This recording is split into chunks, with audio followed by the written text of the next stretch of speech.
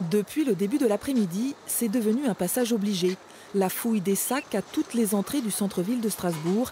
Des agents de sécurité privés filtrent piétons et cyclistes. C'est nécessaire, C'est pas contraignant? un petit peu, mais bon, on fait avec. C'est très bien, c'est très rassurant et la ville sans voiture, c'est parfait. C'est pas contraignant? Non, pas du tout. Absolument pas. Une grande île sans voiture, ou presque.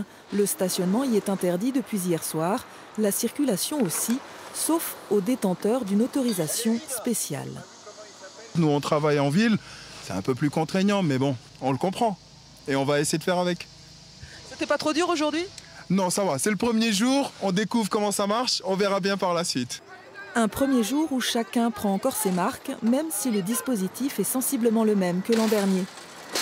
Côté tramway, par exemple, des pavés ont de nouveau été retirés sur les voies aux entrées de l'hypercentre pour empêcher l'intrusion malveillante d'un véhicule.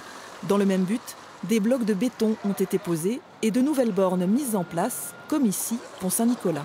On a essayé de renforcer certains ponts, d'enlever des camions qu'on avait en place, en mettant des systèmes comme vous avez ici de bornes qui permettent d'empêcher les véhicules de rentrer au centre-ville, mais qui permettent aussi à d'autres véhicules de sortir pour les résidents et pour les gens qui font les livraisons et qui travaillent au centre-ville. Sans oublier la présence dissuasive des forces de l'ordre, gendarmes, policiers et militaires seront omniprésents dans la capitale de Noël jusqu'à la fin des festivités.